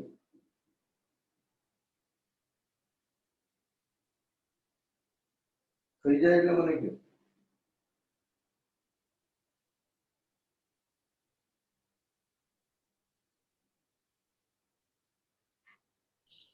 તો જ્યારે આપણે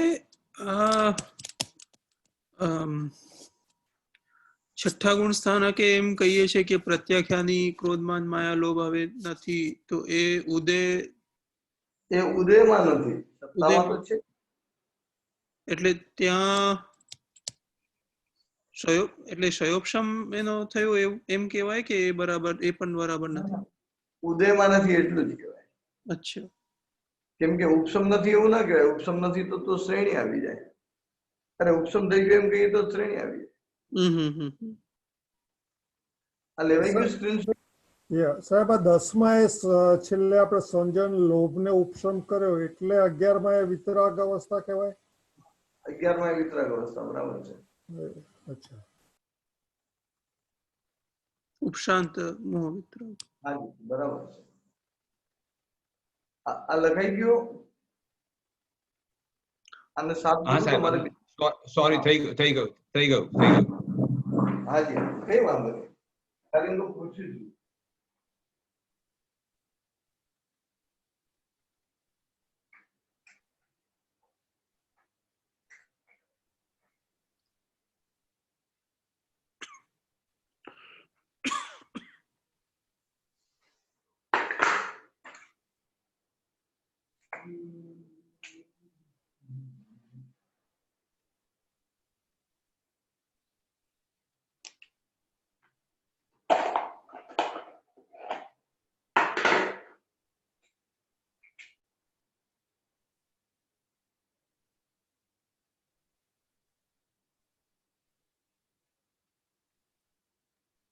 આ છે 9માંનો પહેલો ભાગ, બંધની.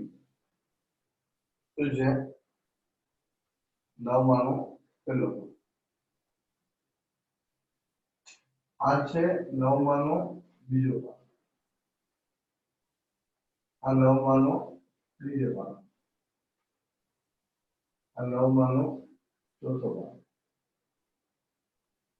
આ 9માંનો પાંચમો ભાગ. આ 10મો ભાગ.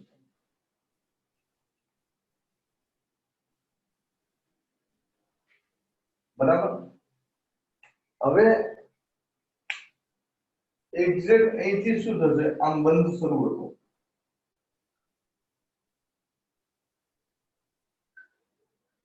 અને આ જગ્યાએ જેવું આવે, તમને પેલા દેખાય છે? આખું બોર્ડ દેખાય છે કે અડધું દેખાય છે? દેખાય છે.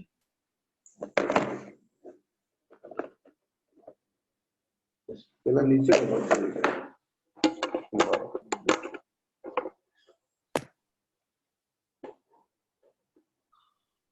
આ મોબાઈલ ઊંચું નીચું થાય એવું કઈ આવે કે ના આવે? ના બરાબર છે. તો મને સેજ કહેજો. અપડાઉન ઊંચું નીચું કરવું હોય. બરાબર છે. હવે જો બરાબર આત્મા અહીં પહોંચે ને એટલે અહીં શું થાય? આ 1 2 3 4 5. અહીં હાસ્ય ષટક ચાલતું હતું. શું ચાલતું હતું?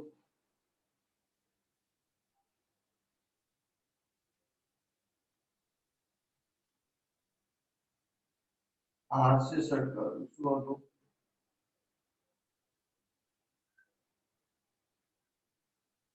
જુઓ હવે આશ્રય સર્કલના અહીંથી ઉદય અટકી ગયો. શું થયું? એટલે ઉપસમ ભાવ થઈ ગયો. એની આ પ્રથમ સ્થિતિ બની ગઈ. શું બની ગઈ? હાસ્ય સર્કલ. હમ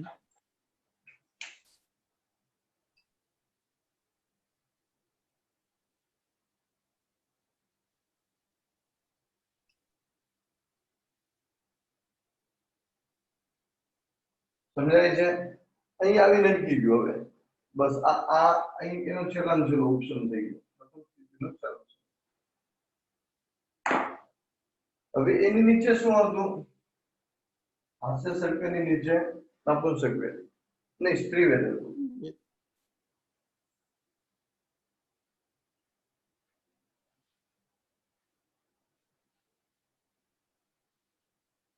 આપણે ઉપસમ 9-4 લખેલો છે આમ તો હાસ્ય ષટકનો.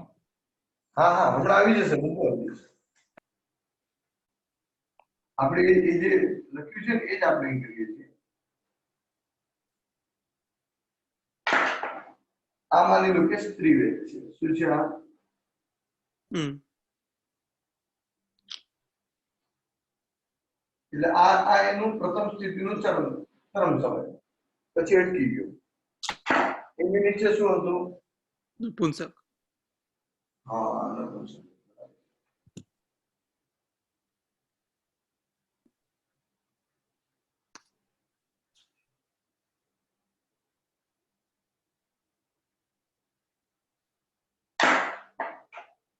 નપુંસક વેદનું આ ચરમ કર્યું. આ નપુંસક વેદ. હમ બરાબર, એટલે એ અહીં અટકી. અને આ નવમાંનો પહેલો પાડો એટલે પહેલો, બીજો, ત્રીજો, ચોથો. હકીકતની અંદર પહેલો, બીજો, ત્રીજો, ચોથો, પાંચમો. આ નવમાંનો પહેલો ભાગ છે. આ પહેલો ભાગ, આ બીજો ભાગ. થોડું રાઈટમાં કરવું પડશે બોલ.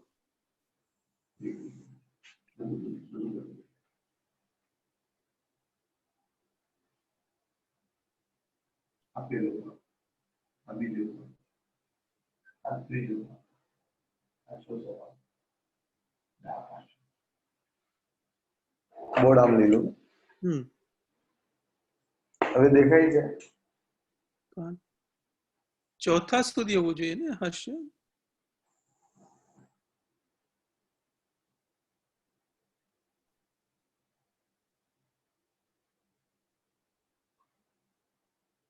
બીજો. અહીં સુધી નવમાંનો પહેલો ભાગ, અહીં સુધી નવમાંનો બીજો ભાગ, આ નવમાંનો ત્રીજો ભાગ આવ્યો. ત્રીજા ભાગે નપુંસક વેદ ગયો, આ ચોથા ભાગે સ્ત્રી વેદ ગયો, પાંચમા ભાગે પુરુષ વેદ હમ ગયો. હાસ્ય સર્કલ. હાસ્ય ષટક છે એટલે આ નંબર્સ એક આ બાજુ હાસ્ય સર્કલ જાય ને, અને આ બાજુ બરાબર શું થાય? હાસ્ય સર્કલ જ્યારે જાય છે ત્યારે અહીં કને સમયની કદાચ આમ કે આમ હશે ને ગમતી એમાં અહીં પુરુષ વેદનો બંધ વિશે છે. અહીં પુરુષ વેદ બંધાતું હતું.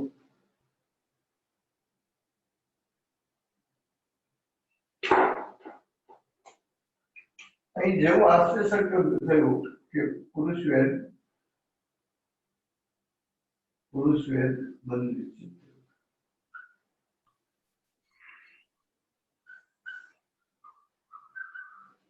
ખ્યાલ આવ્યો? અહીં કને હાસ્ય સર્કલ પૂરું થયું, એની સામે અહીં પુરુષ વેદ બંધ છે. હવે અહીં શું થશે? પુરુષ વેદનો ઉપસમ થઈ જશે. આ જે ભાગ છે ને, આ ભાગ બે અવલિકા છે. એટલું છે? બે અવલિકા. અને અહીં પુરુષ વેદનો ઉપસમ થશે. શું થશે?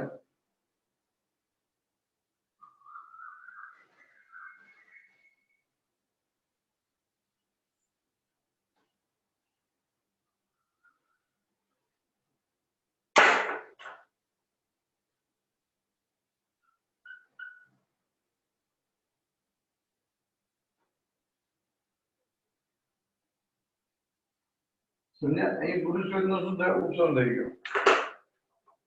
બે આવલિકા આપણે ચાલશે. હવે એના પછી ક્રોધ, માન, માયા અને લોભ.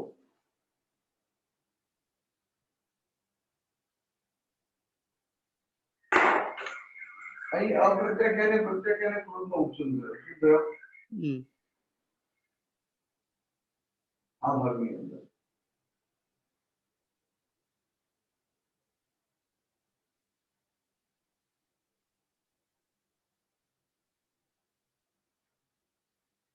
અહીં શું થયું? અપ્રત્યાખ્યાનીય પ્રત્યાખ્યાનીય ક્રોધનો ઉપસમ. એટલે અપ્રત્યાખ્યાનીય, એટલે પ્રત્યાખ્યાનીય. અપ્રત્યાખ્યાનીય વત્તા પ્રત્યાખ્યાનીય એમ બે ક્રોધનો ઉપસમ થયો. એટલે કે આ છેલ્લું થયું. અને બરાબર જો બે ક્રોધનો ઉપસમ થાય, બરાબર એની સાથે સંજ્વલન ક્રોધ બંધ વિચિત થાય.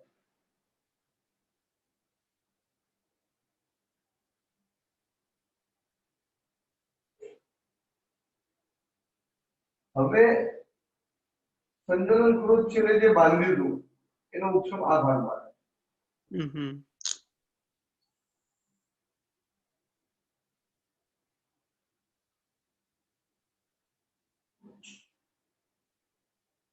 આ છે છઠ્ઠો ભાગ.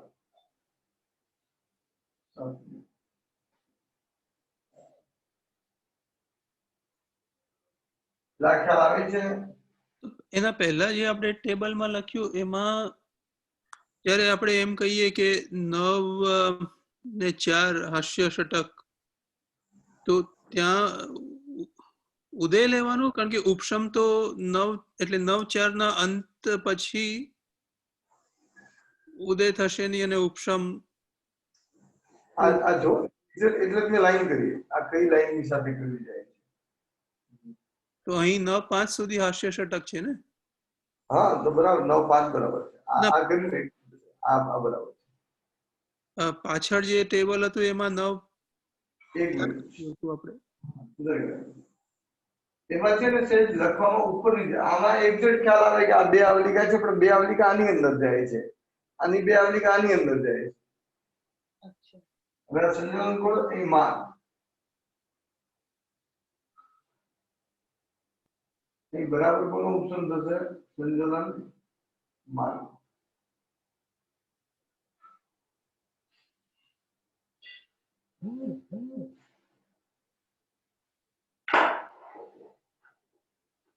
એટલે અપ્રત્યાખ્યાનીય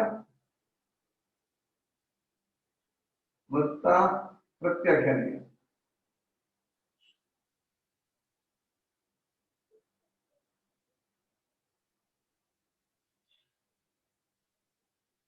એનો અહીં ઉપસમ થશે. પછી અહીં થશે સંજ્ઞાન માનનો ઉપસમ.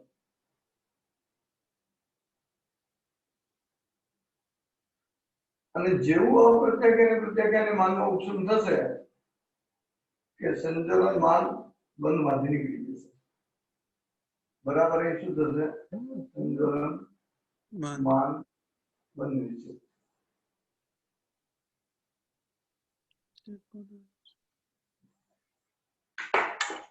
અને હવે આ સંજ્ઞાન માન બે આવી ગયા.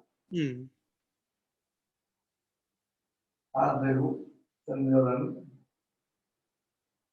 માન.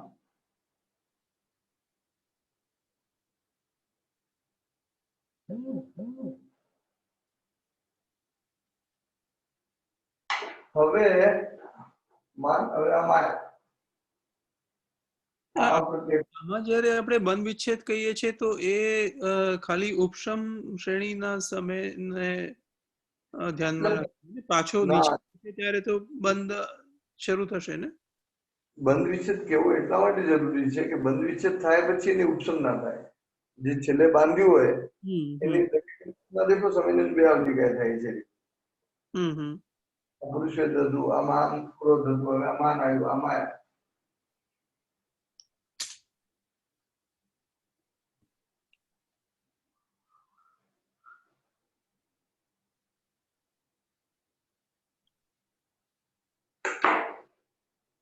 આ શું છે?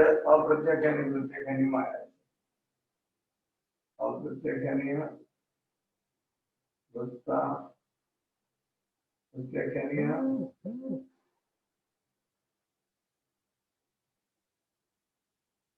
માયા. હવે અહીં આવશે સંતુલન માયા.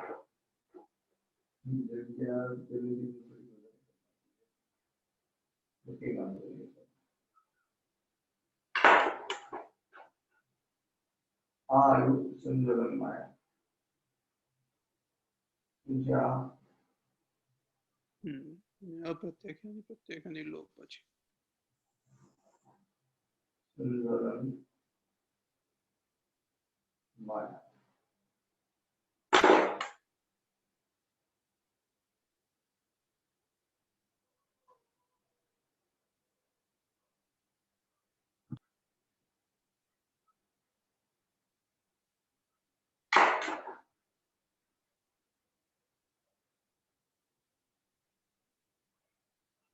મને લાગે છે લોભ નું આ બાજુ કરવું પડશે. હવે એ તો જગ્યા નથી. અને બરાબર અહીં શું થશે? સંતુલન માયા બંધી છે.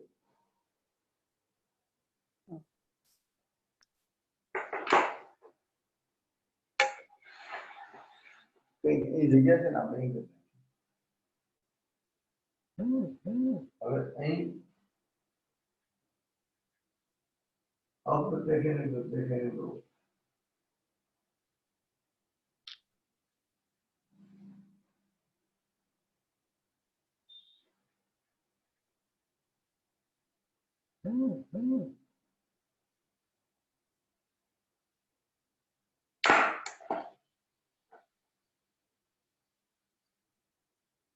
અપ્રત્યાખ્યાની પ્લસ પ્રત્યાખ્યાની લોપ.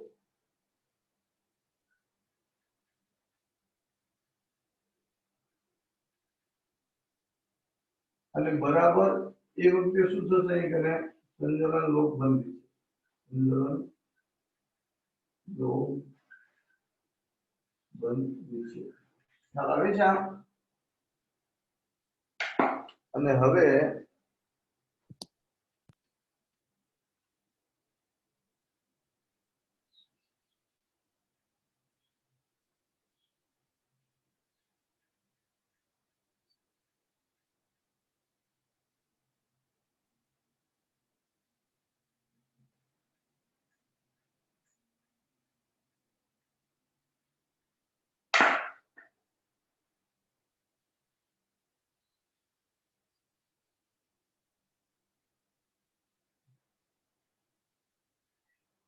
સંતુલન લોપ.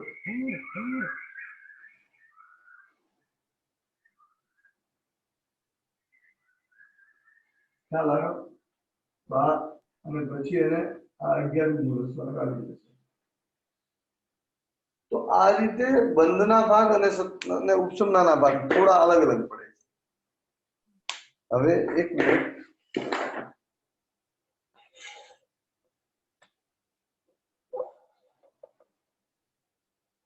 આખું નથી દેખાતું ને ઉભા.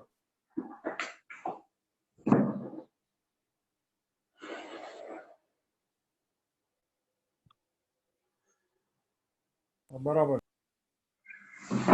હવે લઈ લો.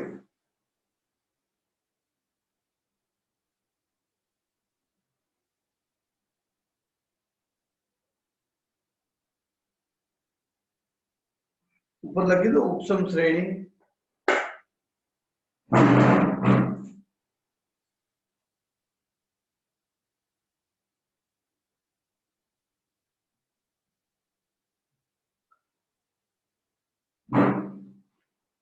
લઈ લો, સ્ક્રીનશોટ લઈ લો.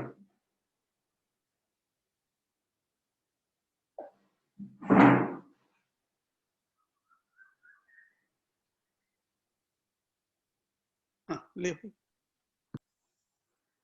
તો આ સમજાય છે એક્ઝેક્ટ. ઓલામાં સેજ છે ને ગડબડ થઈ ગઈ હતી. આ એકદમ બરાબર છે. જો પેલા ને બીજા ભાગે કઈ જ નહીં, અહીં જો પછી ત્રીજા ભાગે નપુંસક વેદ ઉપશાંત થઈ જાય, ચોથા ભાગે સ્ત્રી વેદ ઉપશાંત થઈ જાય, પાંચમા ભાગે હાસ્યસઠ ઉપશાંત થાય. પણ હાસ્યસઠ ના ઉપશાંત ની સાથે પુરુષોત્તમ નો બંધ વિચ્છેદ થઈ જવો જોઈએ. શું થવું જોઈએ? હાસ્યસઠ અહીં ઉપશાંત થયું, પુરુષોત્તમ બંધ વિચ્છેદ, બંને પ્રક્રિયા એક સાથે થવી જોઈએ.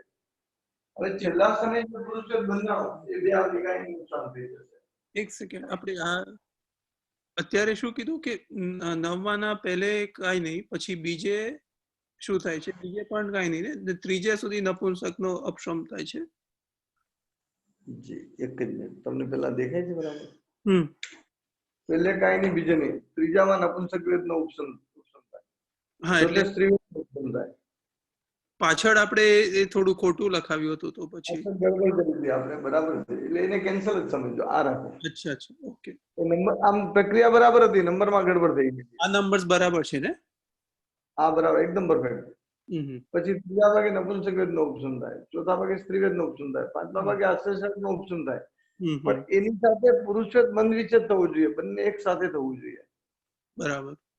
આ ખ્યાલ આવે છે? અહીં હાસ્યસઠ અટકી ગયું અને પુરુષોત્તમ અટકી ગયું. હવે અહીં જે છેલ્લે પુરુષોત્તમ બંધાણું છે એનો ઉપશમ બે આવલિકા થઈ જાય. એના પછી અંતર્મૂર્તે સંતુલન, અરે આ પ્રત્યાખ્યાન ક્રોધ એનો ઉપશમ થાય. તો આપણે બરાબર. પુરુષ વેદ થી જ બંધ વિચ્છેદ કેમ લઈએ છે? નપુંસક વેદ નો બંધ વિચ્છેદ નથી લેતા બીજામાં?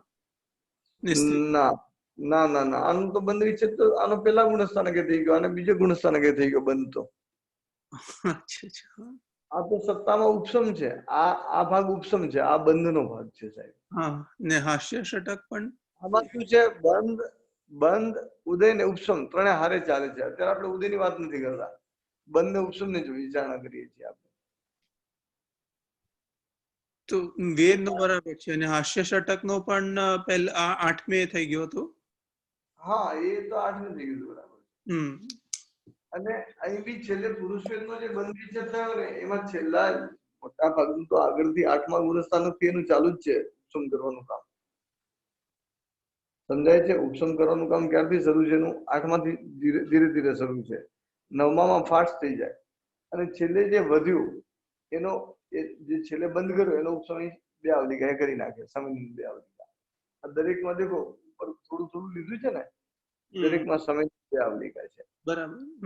તો આ રીતે દરેકમાં સમજવાનું. પુરુષવેદનો આ બાજુ ઉપશમ થયો, પછી અંતર્મૂર્તે આ પ્રત્યાખ્યાન ક્રોધનો ઉપશમ થાય અને બરાબર એ જ વખતે સંચલન ક્રોધનો બંધ વિચ્છેદ થાય. અને જે બીજા સમયના અંતે અહીં બંધાણું હતું એ બે આવલિકા અહીં ઉપશમ થાય. ખ્યાલ આવે? એટલે આ બાજુ 9માનો છઠ્ઠો ભાગ પૂરો થાય, આ બાજુ 9માનો બીજો ભાગ પૂરો થાય. પછી અહીં જે સંચલન ક્રોધ બંધાયું હતું એ બે આવલિકા અહીં ઉપસમી જાય કે આ 7મા ભાગમાં જઈને.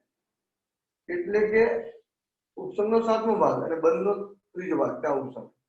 ત્યાર પછી અંતર્મૂર્તે અપ્રત્યાખ્યાન અને પ્રત્યાખ્યાન માન ઉપશમે, એટલે માનના ઉપશમની સાથે જ 9માનો ત્રીજો ભાગ પૂરો થઈ જાય, સંચલન માનનો બંધ વિચ્છેદ થઈ જાય. હવે છેલ્લે જે બંધાયું છે એ અહીં બે આવલિકા ઉપસમી જાય ક્યાં? 8મા ભાગની અંદર, અને આમ 9માનો ચોથો ભાગ. અને એના પછી અંતર્મુદ્ગાર, એટલે આ અંતર્મુદ્ગાર એમાં અપ્રત્યાખ્યાન અને પ્રત્યાખ્યાન માયા ઉપશમે અને બરાબર માયાના ઉપશમની સાથે સંચલન માયાનો બંધ વિચ્છેદ થાય. સમજાય છે? અને જે સંચલન માયા બંધાણી એ સમયની બે આવલિકા અહીં ઉપસમી જશે. અને ત્યાર પછી અંતર્મૂર્તે અપ્રત્યાખ્યાન અને પ્રત્યાખ્યાન લોપ ઉપશમે. તો દેખાતું નથી પણ આ સારું દેખાય કે આ સારું દેખાય?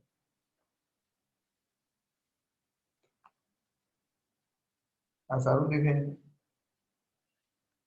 ચાલશે આ?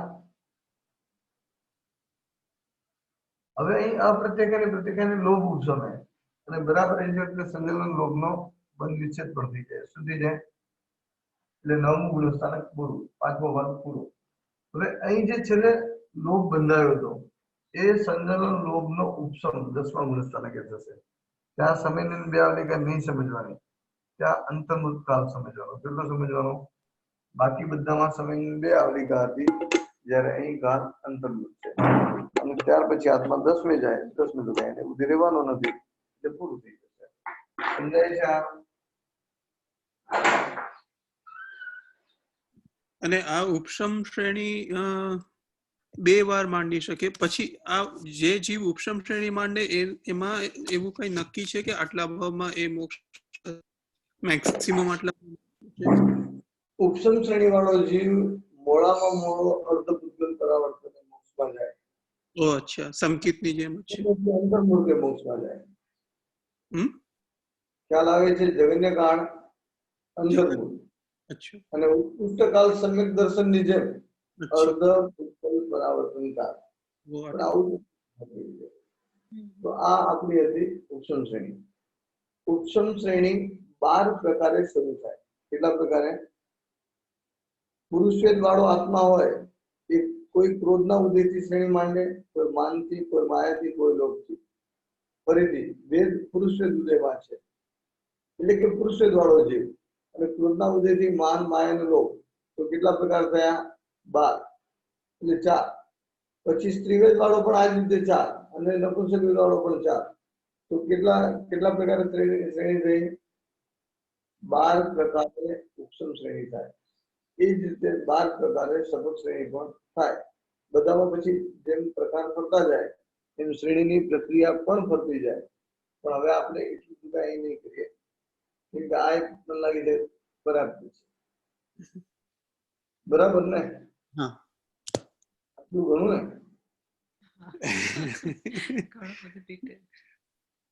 ઘણાથી વધારે. હવે આગળ કરવાની ભાવના હોય ને તો સીધું ઉપસમના કરણ કરાય. પછી તો એની અંદર ઘણું પાછું ડિટેલ્સ ની અંદર આવે કે ભાઈ એક એક સમયે શું આત્મા ઉપર પ્રક્રિયા થાય છે, એક કર્મો કેટલા ઉપસમ્યા, એ ઉપસમવા માટે એને શું કરવું તો પડે. આપણે નહીં મને થયું આપણે પૂરું કર્યું હશે. ઉપશમના કરણમાં શું બાકી રાખ્યું?